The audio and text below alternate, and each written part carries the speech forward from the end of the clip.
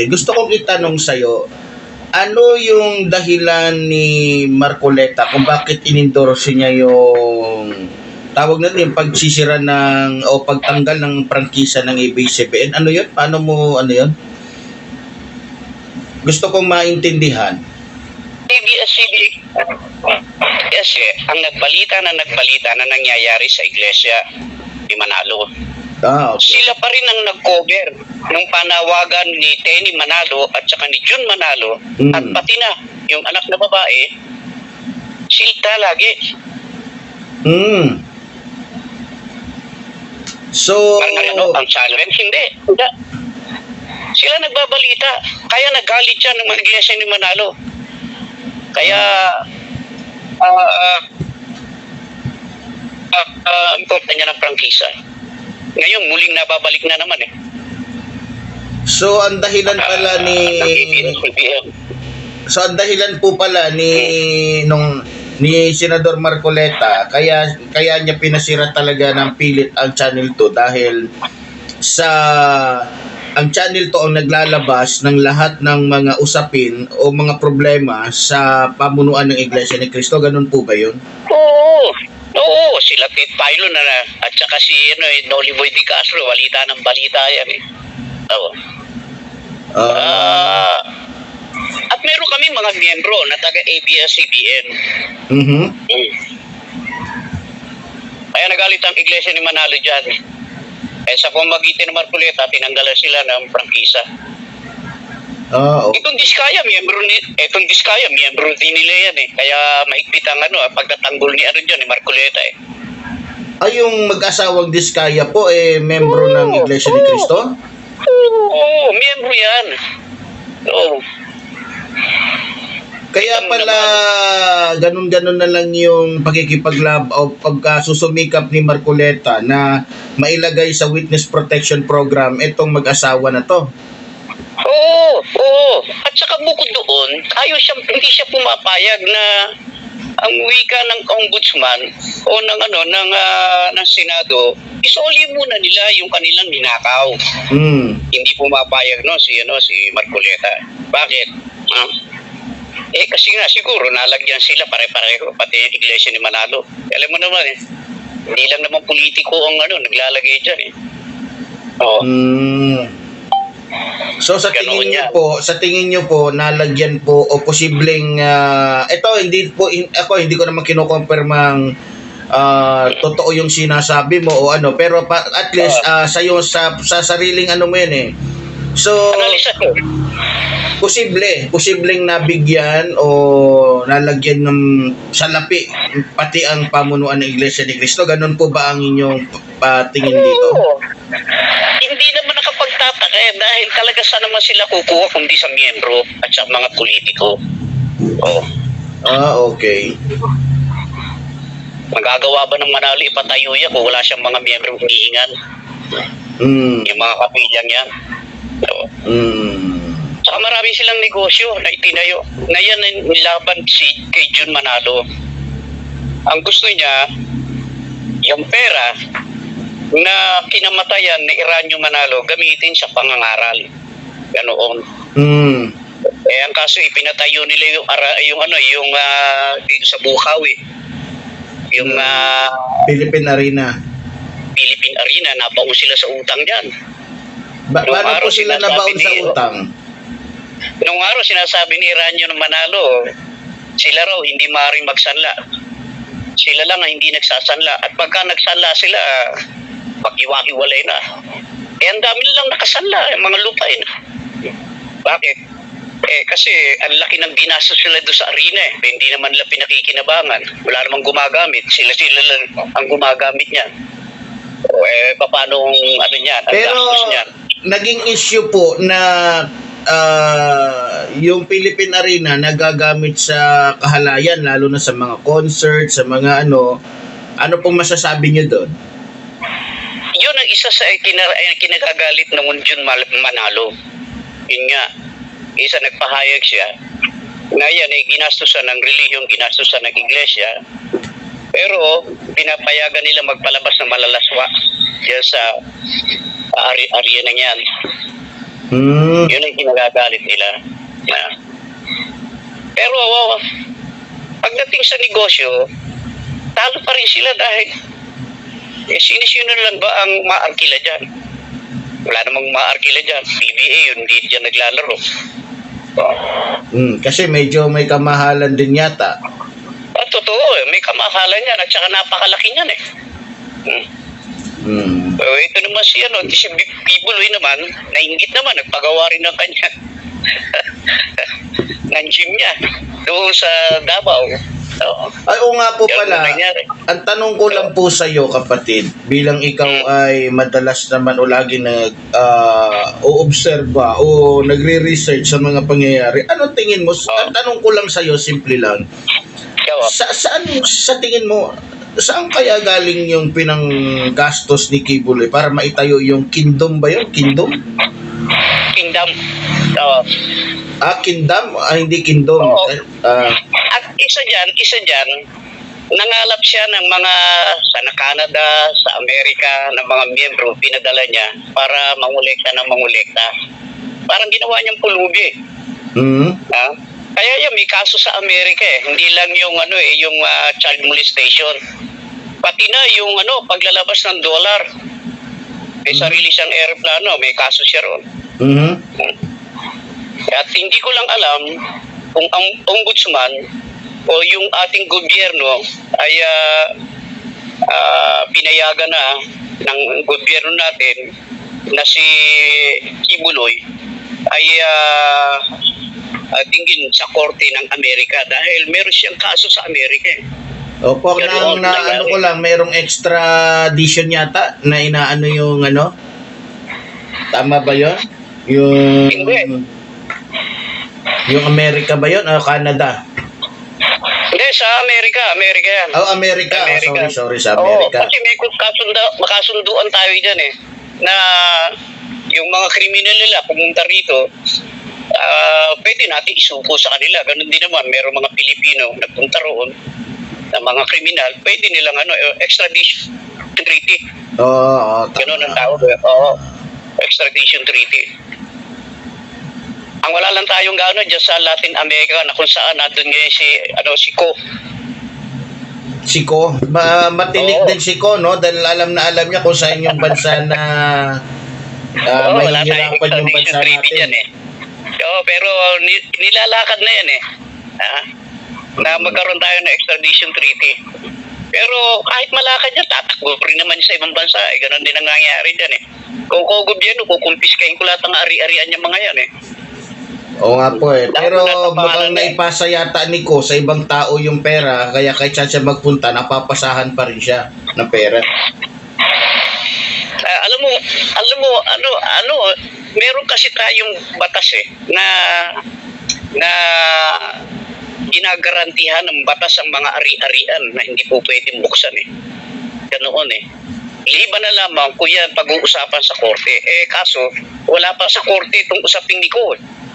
Ganoon eh. Wala pa sa korte? Wala pa sa korte yan. Ang malapit-lapit nga, itong kay Inday. Pwede yan. Kaya medyo matagal dahil unang-una, ang gobyerno nag-iingat din dahil doon sa 16 na abogado na pinagmamalaki ni Inday na magtatanggol sa kanya. Kaya ingat na ingat sila kung paano patutunayan sa magitan ng mga record na merong malversation, merong plunder na nagawa si Inday. Ganyan. At yan naman sinusuportahan ng Iglesia ni Manalo. Suportado ng Iglesia ni Manalo. Sa tingin niyo po, bakit po suportado ng Iglesia ni Cristo eto po mga Duterte? Ang tanong ko po, bakit po sa tingin ninyo, bakit suportado ng Iglesia ni Cristo itong mga Duterte? Lalong-lalo na si Vice President Sara Duterte. Alam mo, noong pa yan eh, alam mo na namin yan eh. Kasi lahat naman ng kandidato na malakas sa survey, nagsasarvey muna sila bago maghalala. Pagkatapos dadali nila sa Commonwealth. Isa si Rodrigo Duterte. ang inimbitahan nila nung araw dahil sa survey nila talagang malakas. Mm. Ganoon. Siyempre, dating gawi, when money talks. Mm. Ganoon. Kaya nakinabang sila yan. O kung naniniwala ako, hindi lamang daang milyon na nakuha ng mga Duterte, bilyon ang nakuha ng mga Duterte. Yung Billions. kanilang pamamahala. Kumbaga parang naibulsa po. Oo. Oo. At Kasi, tanggapin man at hindi ng mga Ang palagay ko po kasi 'di ba nga magkano po ba naging utang natin sa ang bansa natin noon umabot po ng 12 trillion. 7 trillion ang sinasabing na utang ng administrasyong Duterte. Tanong ko po sa 14 inyo. billion. 14 trillion ang iniwang utang. 14 trillion. Okay, 14 billion. Sa tingin niyo po ba saan napunta yung kalahati nun? Yung kabuuhan nung inutang ni dating Pangulong Rodrigo Roa Duterte? Alam mo kung bakit nakautang yan yung si Duterte? Dahil nga doon sa COVID. Mm. At ang Senado nung araw, pinayagan nila na umutang para makabili ng mga gamot, ng mga face mask. At ang ginawa niya na broker dyan, China, Inchik. Ganun nangyari dyan. So, ang China ang naging broker. Oo, mga Chinese ang naging broker dyan. At bukod dyan, ang nangyari, saan ka nakakita? Economic advisor, Inchik, hindi marunong mag-English, hindi marunong ng Tagalog. Saan ka nakakita? Ang dami nating economist. O nga po, yun ang pinagtatakahan ko. Tsaka kung hindi ako nagkakamali, may pwedeng kasuhan si Rodrigo Roa Duterte nun eh. Kakasuhan talaga sila, pati yung mga tauhan niya. Siyang, yung mga Chinese na yan. Ang problema, si Michael Yang hindi na rin makita. At tinan mo, stand ng mga Duterte, mas payag sila ipamigay yung ating mga ulo sa West Philippine Sea. Bakit? Kasi nakapag-commit na sila si Duterte. Xi Jinping nung araw na siya magpunta sa China Kaya napakarami yung dugtong ang nangyari. At sa parting yan, nakadugtong ang iglesia ni Manalo dahil sa pakinabang naman. Ganoon. Bakit hindi mo paniniwalaan si Marcoleta ang ipinagtatanggol din ng China. Iglesia ni Manalo yan. So, kaya dugtong-dugtong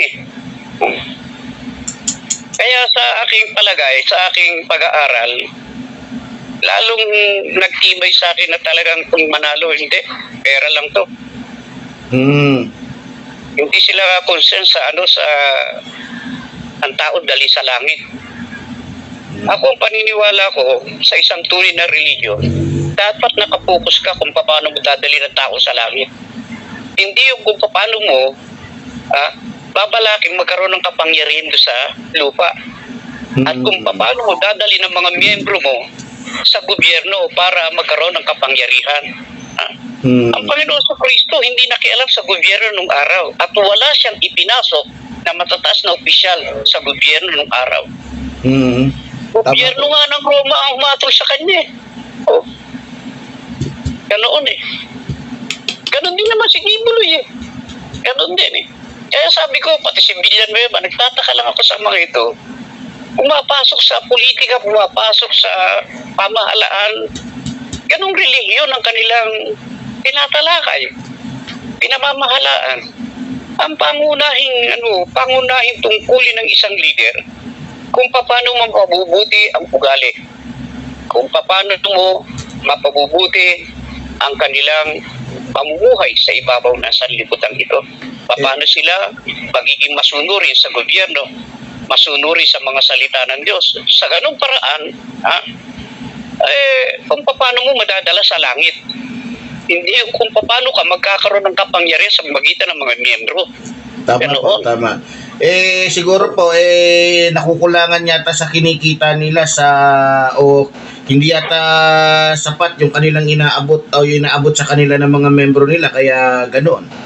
Alam mo, pagdating sa kayamanan, sa kabuhayan, ang tao pagka nakapokus dyan, walang kabusugan yan. Walang kabusugan yan eh. Yun ang sinasabi ng Biblia, makamtan mo man ang sanlibutan at mawalan ka naman ng buhay. So, Gusto niya ibig sabihin po pala, kahit magnakaw pa yung isang politiko ng bilyon-bilyon, gusto pa rin niya magnakaw dahil walang kabusugan. Natural. Tingnan mo yung mga diskaya yan.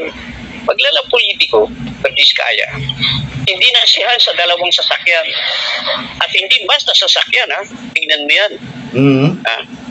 Tingnan mo yan. O yan pangkaraniwang mamamayan lang yan. Kontraktor lamang yan. Paano yung mga nasa itaas? Nanunungkulan. Kaya mabibilang mo sa daliri Ako hanga ako kay Pampilo Lacson Alam mo nung araw yan, sinusubaybayan ko ang papel niya si Lacson noong araw. Nakalaban niya si Miriam Santiago. Alam mo kung bakit? Naglaban sila. Nakaaway niya. Kasi sa lahat ng senador noong araw, si Lacson lang ang hindi kumukuha ng pork barrel. Oo, hindi siya kumukuha. Bakit po kaya? Bakit ayaw niyang kumuha ng pork barrel?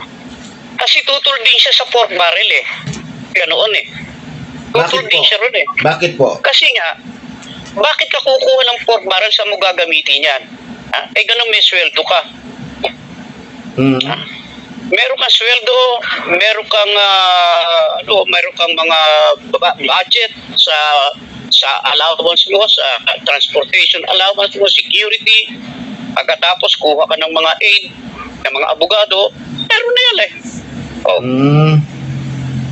ano ba yung pork barrel na yan? Pagawain bahan pagawain niyang publiko nandiyan ang Department of Public Highways Trabaho ng gobyerno magpagawa ng tulay ng karsada Bakit kinakailangan kumuha ng pork barrel?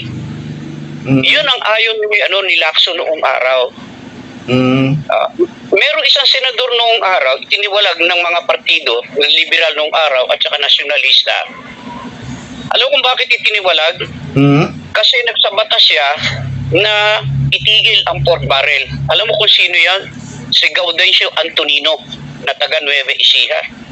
Ang ginawa niya, itiniwalag ng dalawang partido. Noong araw, two-party system tayo, liberal at saka nasyonalista Ganon Tama po. Itiniwalag yan.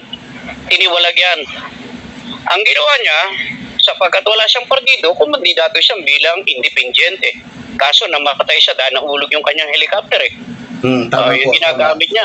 Tama. At nung mamatay siya, ang sumalo ng kanyang kandidatura si Magnolia Antonino, yung kanyang asawa, nanalo naman yung araw na yon. Yan ang mga hinahangaan ko senador nung araw. At isa na yan si Pampilo Lacson. So, ano pala talaga si Senator Pampilo Lacson, Kaya parang masasabi talaga natin na takot siyang lokohin o dayain o samantalahin ng mga Pilipino, Tingnan mo yung kanyang pagiging chairman ng inimbestigahan niya lahat yan. Ginawa niya report. Ayun na nga po mayroon po ako nabasa na nalulungkot si Pampilo Lacson dahil daw sa kanyang pagiging Senate Blue Ribbon Committee chairman, yung mga kaibigan niya nagiging kalaban niya na. Kaya lungkot na lungkot siya dahil mas pinaglalaban niya yung karapatan ng mga Pilipino. Ano po masasabi niyo dito, kapatid? Yun din ang basa ko dyan tahimik Ganun Ang ginawa ng mga lukulukong mga senador, lalo na yung mga Duterte, hindi pumirma doon sa report na ginawa ni Pampilo Lacson sa Blue Ribbon Committee. Bakit siya kinakailangan gumawa ng report? Yung report na kabuuan ng kanyang investigasyon, doon napatunayan niya na merong mga nasabit na mga senador. Binabanggit doon sa report niya. So may malaking Kaso yung epekto. iba, hindi pumirma. Bakit? Kasi yung mga nasangkot na mga senador do, kakampi nila. Katulad ni Robin Padilla, hindi pumirma yan. Mhm. Nila Cayetano, hindi pumirma yan. Loren Legarda, hindi rin pumirma yan. Pero anong ginawa pa rin ni Pampilo Lacson? Nilagay niya pa rin ang mga pangalan nito kahit hindi sila pumirma. Mhm. Ganoon. So sa tingin nyo,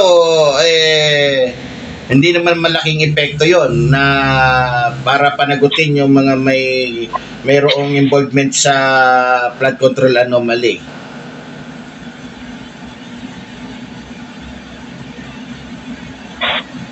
Yan para bang endorso sa gobyerno nung kinalabasan ng kanilang pag-iimbestiga.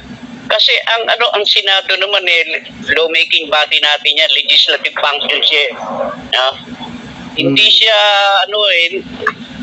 nag-iimbestiga siya hindi para humatol kundi dadalhin niya ang report na yan sa ombudsman para ombudsman na ang magkaso sa mga senador na yan base sa kanyang investigasyon. Ulitin ko lang po yung tanong ko sa iyo kanina kasi medyo nag-choppy po.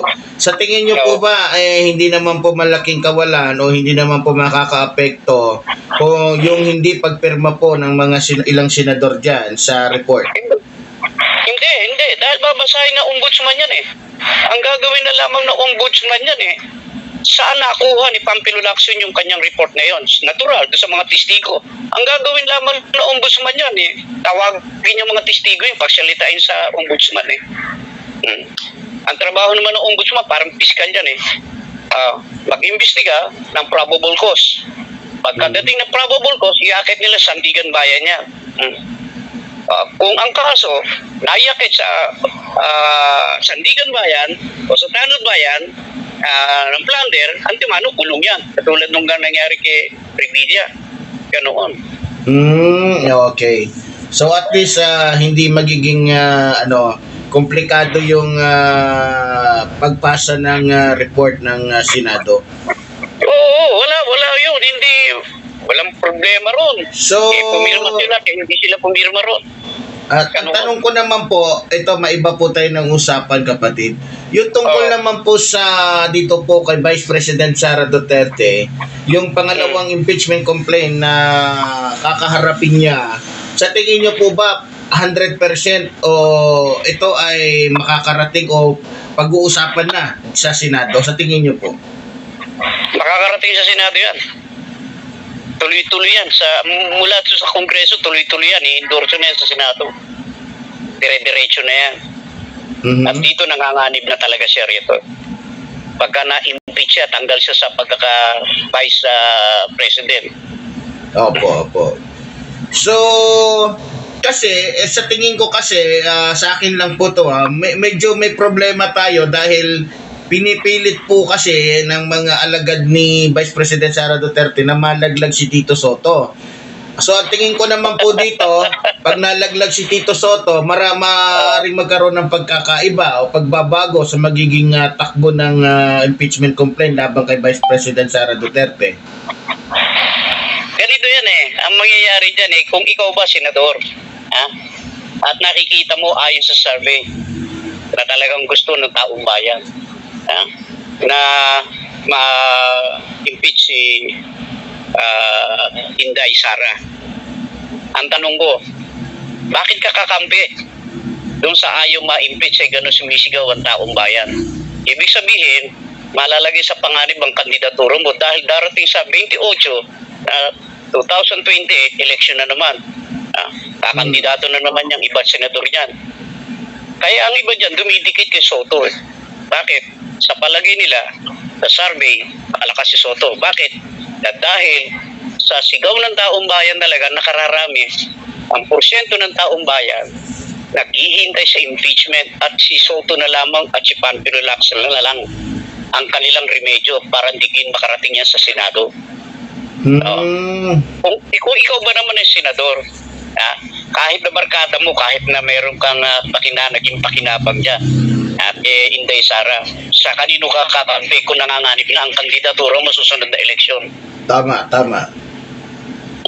So, kasi ang sinasabi din ng iba, nakikita ko rin, masyadong tiwala po si Vice President Sara Duterte sa 16 na abogado niya na para ba gusto niyang sabihin na mananalo kami, hindi kahit may impeachment, hindi niyo pa rin mapapatunayan. Parang ganun yung dating eh. Sa tingin niyo po ba malakas yung ebidensya na pwedeng i-ano kay Vice President Sara Duterte para mapababa siya sa pwesto? Alam mo, hindi naman ang abogado magdidesisyon yan eh. Hindi naman sila eh. Sila lang ang magpapatunay na hindi totoo yung binibintang kay Sara Duterte. Yung mga judge, senator, ang magkukonvict sa kanya, ang magtatanggal sa kanya. Ganoon eh. Sa pamamagitan po ng matitibay na ebidensya. Ebidensya. Oo, ganoon. At yung mga ebidensya yun ang nakalap sa Congress, sa Kongreso. Sila nag-endorso ng impeachment sa Senado. Ngayon, para dinggin niya ng Senado anong kinakailangan, may mga katibayan. Kahit makunin mo lahat ng buong abogado rito sa Pilipinas eh. Tama. Kung meron naman ilalabas ng mga ebidensya, anong halaga niyan ng mga abogadong yan? Magkakapera lang sila. Magkakapera lang yan eh. Habang dumadami ang abogado, lalo natutuwa ang mga abogado dyan. Bakit? Marami kang babayaran eh. Ang tanong ko ganito, kukuha siya ng 16 na abogado. Sino-sino yan? Natural, magagaling yan. Tanong ko, ang abogado samantalang humuhusay, lumalaki. Tama po, tama po. Ang bayad dyan.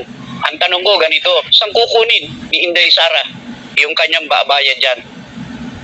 Opo, yan ang unang magiging tanong ng taong bayan. Oo, at saka isa pa, saan niya kinukuha ang pera para ibayad kay Kopman doon sa kaso ng kanyang ama? 100 million, buwan-buwan. Samantalang ang bank account niya maabot lamang ng mga 80 million. 100 million kung bayaran lang sa Kopman, buwan-buwan. Ngayon, kukuha siya ng 16 na abogado, 18 abogado. Ano yung ibig sabihin niya? Saan siya kukuha ng ipasusweldo dyan? So, questionable na po ang ano nila, yung galawan nila, halatang halata na. Kaya nga, doon pa lamang kung ikaw matalino kang mamamaya, doon pa lamang makikita mo saan nanggaling itong ipasusweldo mo sa kanila. Ganun ikaw vice president ka lamang, naging mayor ka, magkano lamang ang perang naipon mo? Sa makatuwid, totoo yung sinasabi, marami kayong ninakaw. So, malapit-lapit sa katotohanan na mukhang may katotohanan din yung sinasabi ni dating Pangulong Rodrigo Roa Duterte na aminado siya na nagnanakaw talaga siya sa pera ng taong bayan. At hindi lang yun, meron siyang video na tinikila niya mga Chinese na mga pumasok dito. Pati nga Pogo yung po, ano po, yung tinatawag nilang yung mga pinadeport ni PBBM. Oo, pinadeport niya. Kasi mga alien. Kinutungan niya lahat yan pati yung Pogong yan Magkano po ba isa? Magkano isa? Yung isang Chinese para kasi siyempre alien magkano meron po ba kayong idea magkano ang hiningi ni Duterte nung panahon niya? Alam mo, pagka ikaw ay presidente, hindi ka hihingi ng milyonan lang dahil mahina kang klase. Di ba? Halimbawa, ikaw ang presidente, mangingigil ka rin lamang Mangingigil ka pa ng daan libo, mangingigil ka bilyon. Tama. Dahil itataya mo ang ang tungkulin mo At ibig baga sabihin, mangingi ka lamang ng milyon. Yun lang hihingin mo yun para sa iyo lamang. Paano yung mga tauhan mo? Tama. O halimbawa si Bongo, magkano dapat mong ibigay dyan? Marami yan. Sila yung abogado niya. Yung mga saksi. yung mga associate niya, mga associate. Di ba? Ang lagay ba yung manonood lamang yan samantalang kumikita si Duterte? Kaya pala si... Sa kanya lahat bumabagsak yun? Yes. Kaya pala si Roque, daan-daang libo na questionable na rin yung pera niya. Natural spokesman niya lalo yon. Spokesman yan, madaldal yan, lalo pat bakla yan. Natural yan, hindi po pwede bang magdadaldal yan, pagtatanggol ka ng hindi man lamang nakakatanggap ng mga milyones yan. Susuluhin mo ba yan? Oh. Diba? Tama po. At saka yung isang abogado niya, isa pang abogado niya, taga Marikina. Si Panelo po ba? Si Panelo. Bicolano Malaki ba? po yan ah. Oo, taga Marikina yan Ah, okay.